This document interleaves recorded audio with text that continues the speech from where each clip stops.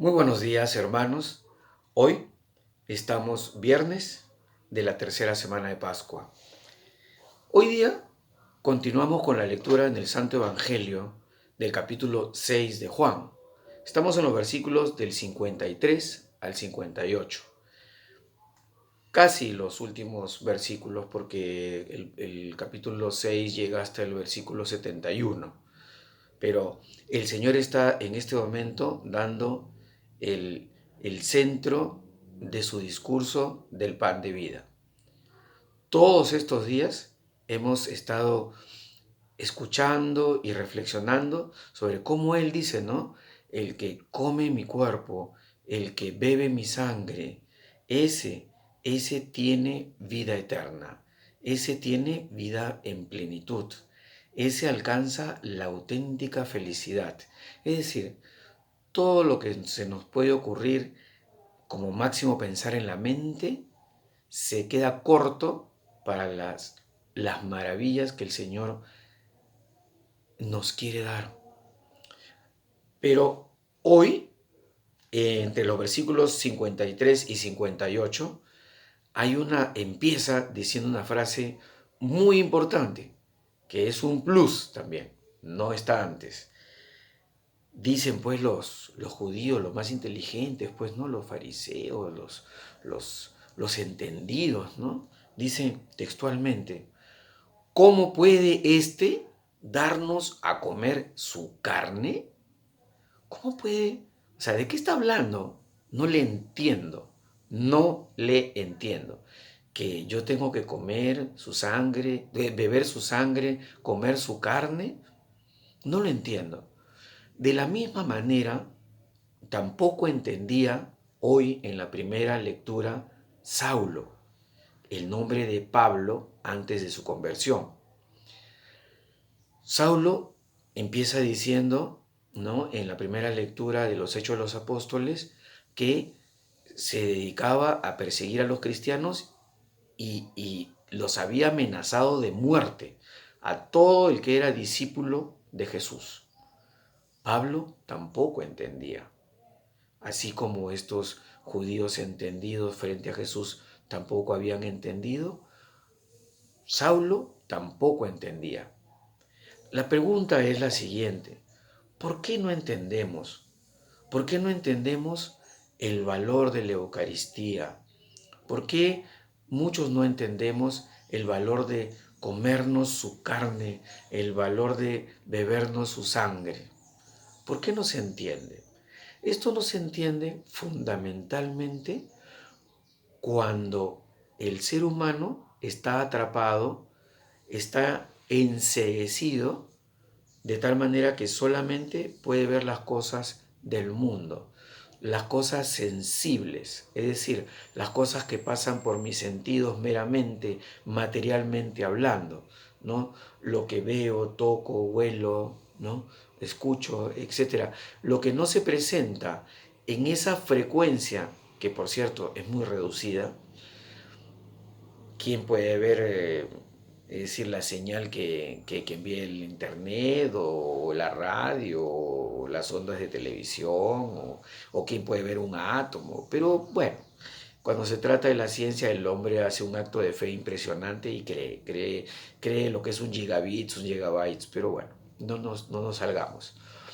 Nosotros no entendemos las verdades del Señor y esto de comerlo y beberlo porque estamos enceguecidos y predominantemente dominados absolutamente por la soberbia, esa falta de humildad, por ese sentido hasta ridículo de autosuficiencia, porque nos hemos convertido en alumnos de primera fila de lo que nos enseña el mundo. Tú puedes, emprende la conquista de ti mismo, sabes que tú eres la clave de tu propio éxito, nada es imposible, etcétera, etcétera, etcétera. Que está muy bien tener autoestima, está muy bien aplicar toda nuestra fuerza, pues en eso consiste. El Señor no es un Dios de mínimos ni de mediocres. Por supuesto que uno tiene que poner el 100%, pero el mundo te enseña que solo se agota ahí. Entonces, egoísmo, esta autosuficiencia, hace que uno esté enceguecido como Pablo. ¿Qué tiene que suceder? Tiene que suceder algo muy importante. Tiene que suceder en todo ser humano un encuentro.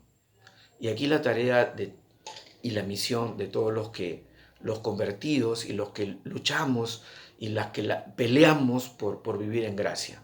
Que no es nada fácil, es nada fácil. Es al contrario, es muy complicado, es difícil. Uno tiene que luchar contra uno mismo. Pero bueno, radica ahí la tarea de comunicar a través de nuestras vidas y con nuestra oración para que la conversión de estas personas, para que, igual que Pablo esta mañana, igual que Pablo tenga un encuentro con Jesús.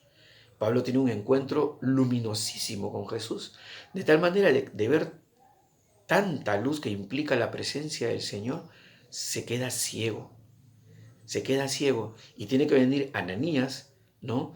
Por mensaje del Señor, por órdenes del Señor, habla con los dos por separado, pero se juntan y a Pablo, al ponerle las manos a Ananías, se le caen, dice, como una especie de escamas de los ojos. Literalmente dice, a Pablo se le cayeron de los ojos una especie de escamas y recobró la vista. ¿Y qué dice ahora? Seguido dice, comió y le volvieron las fuerzas. Comió. Y acá entramos a la parte central de lo que creo que debemos reflexionar esta mañana, en la comida. Pablo odiaba, no miraba. Pablo tiene el encuentro, Pablo, producto de ese encuentro y de la caridad del hermano Ananías, se le caen también las escamas de los ojos, ahora puede ver y lo primero que hace, come, come. ¿Y qué le produce la comida? Recobra las fuerzas, las verdaderas fuerzas. Entonces la comida, hay un tema con la comida.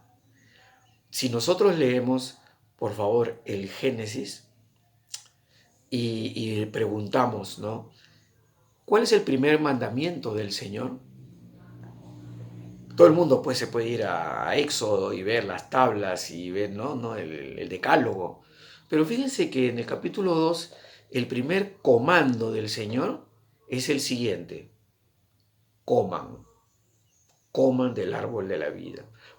Coman de todo, menos de este árbol, del bien y del mal. El primer comando del Señor al comienzo de la Sagrada Escritura es coman.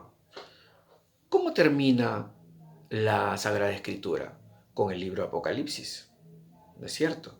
Bueno, pues en muchos pasajes se hace alusión a un banquete, al banquete del Cordero. Específicamente, yo recomiendo, por ejemplo, este capítulo Apocalipsis, capítulo 22, versículo 14, cuando dice, los que laven sus ropas, los que purifiquen sus intenciones, sus almas, y los que coman del árbol de la vida, ¿ya? Entonces a ellos se les abrirán las puertas del cielo. Fíjense, empieza la Biblia, coman, termina la Biblia, coman, y en medio, en el Evangelio según San Juan, en el capítulo 6, está diciéndonos el Señor innumerables veces, cómanme, coman mi carne, beban mi sangre. Solo así podrán ustedes tener vida y vida abundante, vida eterna, vida permanente, vida de verdad, vida en comunidad conmigo, vida que conlleva la felicidad auténtica, plena y para siempre. Fíjense cómo el tema de la comida, porque este es algo arbitrario, jalaba de los pelos, que a alguien se le ocurrió, así pues que los antiguos escribían cosas raras. Perdón, la comida, por definición, tiene una connotación fundamental. Ya se nos puede ir ocurriendo así nada más decir, oye, si no comes te mueres, ¿no? O sea, comida y vida hay una relación muy fundamental. Pero yo me he permitido hacerles un pequeño resumen, eh, acudiendo a diccionarios teológicos, acudiendo a lecturas, pero otra vez hablando de la palabra sustancia. Les he preparado una pequeña sustancia, un pequeño cubito, no es Maggi, pero es un concentrado de lo que es la comida. Hay cosas muy hermosas de lo que significa la comida. La comida, en principio, implica intimidad, intimidad familiar. Es en la comida donde una familia se reúne alrededor, a propósito de la comida. En la comida se crea una comunidad existencial, o sea, que existe, una comunidad que existe, una comunidad real, se reúne en torno a la mesa para la comida.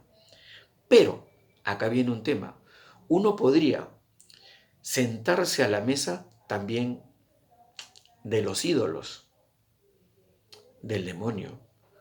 Uno puede sentarse a la mesa con las personas equivocadas.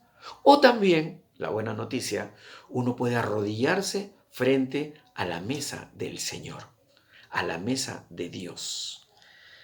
¿Qué sigue? La comida implica hospitalidad, la comida implica acogida. Tú, si a alguien lo invitas a tu casa a tener una comida, una cena, un desayuno, un lonche, a tener comida, es porque lo estás acogiendo. Tú no invitas a cualquiera a tu casa.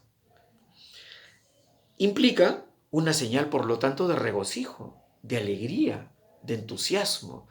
Es decir, estamos un poquito que no sabemos que, oye, nos comemos algo rico en la familia y nos juntamos y nos preparamos, es decir, hasta el ritual de la preparación, de la compra, de la preparación, de la participación en la preparación, de servir la mesa, de sentarnos, de compartir, de departir, de conversar y de ingerir algo que es rico y algo que nos nutre y algo que nos da vida, es una manera hermosísima de reunirnos. La comida, por lo tanto, también implica mesura, es decir, virtud de poder establecer ni mucho ni poco. Tampoco se trata de sentarte a la mesa y reventar, perdón la palabra, explotar por la cantidad ingerida. O tener ya al costado tu sal de Andrews porque sabes ya que le vas a dar. No, implica un compartir, pero saludable, ¿no? La mesura es también un componente relacionado a la comida. La comida, pues, en Deuteronomio capítulo 12, versículos del 4 al 7, en el Deuteronomio, dentro del Pentateuco, Antiguo Testamento, en el capítulo 12, versículos del 4 al 7, habla de la comida sagrada. Es decir, el pueblo de Israel trae sus mejores primicias, sus mejores productos, su mejor producto de su trabajo, sus mejores animales, sus mejores ingredientes para la comida y se sienten en una gran mesa todo el pueblo para comer en la presencia del Señor. Qué bonito, fíjese todo lo que tiene la comida. Finalmente ya en el Nuevo Testamento, Jesús mismo, palabra que estaba con Dios, palabra que era Dios, palabra que se hace carne y habita entre nosotros, Jesús es el amigo que hay que invitar a la comida, a la casa. Por eso que Jesús va a la casa de Lázaro y familiarmente come con Lázaro y sus hermanas. Por eso es que Jesús es invitado a la boda de Caná y tiene la cena que hay en la boda de Caná. Y Jesús se va a la casa de Simón, a la mesa, y come con publicanos, y come con, etcétera. Porque él mismo dice, porque he venido a sanar a los enfermos y convertir a los que no creen. Fíjense todo lo que tiene la comida, ¿no?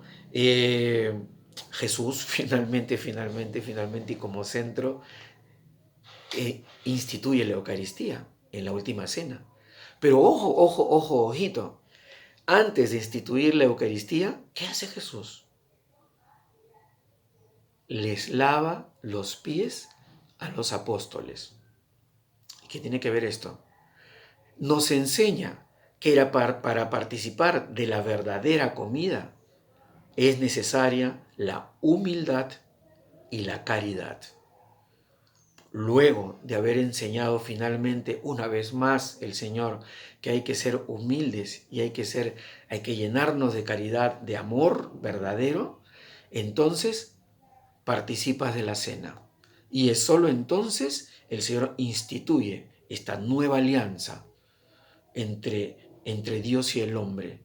Pero la Eucaristía no es lo definitivo, porque en tanto no venga el Señor en su segunda venida, en el final de los tiempos, en la parucía, hasta que ya no venga con su cuerpo glorioso, tenemos la Eucaristía. Pero finalmente, finalmente, el Señor vendrá. Y vendrá, y no será una catástrofe para los que creen en Él, para los que están con Él, para los que comen con Él, participan en la Eucaristía, y ahora la tenemos de modo espiritual, súper, hiper válida, súper, hiper nutritiva y potente, con esta comunión espiritual por mientras, y cuando se abran nuestras puertas, corriendo a confesarse, Dios mío, ¿cómo serán esas colas? Pero Dios es grande, Dios es grande. Vamos a ir corriendo a participar, a celebrar juntos la Santa Misa y comulgar otra vez. Yo presumo que habrá muchas lágrimas en ese momento de felicidad. Bueno, no nos pongamos tan conmovidos y es eso. Fíjense todo lo que implica la comida. Finalmente, cuando el Señor venga con su cuerpo glorioso en el final de los tiempos, eso se le llama en el momento escatológico, la escatología sobre los últimos tiempos. Entonces ahí tendremos la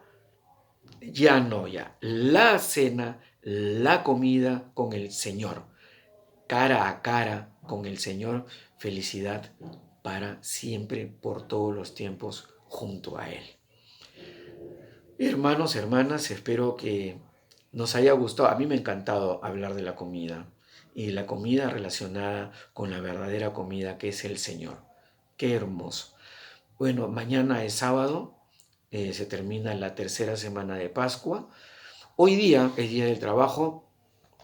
Felicitaciones a todos los trabajadores. En algunas comunidades se celebra la fiesta de San José Obrero, ¿no? De nuestros hermanitos oblatos, por ejemplo, ¿no? Es muy bonito. Hoy día no hemos hablado de San José, hemos hablado de la comida, pero podríamos también hacer, si pueden imaginar, un gran paralelo en ser instrumentos como Pablo, instrumentos como fue José, y cómo serían esas comidas, desayuno, almuerzo y cena de José, María y Jesucito en medio, ¿no? Bueno, tendríamos para hablar muchísimo y también sería espectacular. El tiempo no es mucho, así que tenemos que terminar. Nos encomendamos a nuestra Santísima Madre para que interceda por nosotros, para que podamos seguir reflexionando y seguir con alegría conociendo cada vez más de las cosas que nuestro Señor viene a enseñarnos. Vamos a rezar un Ave María para Nuestra Señora. Dios te salve María, llena eres de gracia, el Señor es contigo, bendita tú eres entre todas las mujeres y bendito es el fruto de tu vientre Jesús. Santa María, Madre de Dios, ruega por nosotros pecadores, ahora y en la hora de nuestra muerte. Amén. En el nombre del Padre, del Hijo y del Espíritu Santo. Amén. Hermanos, si Dios quiere, nos vemos mañana sábado. Chao.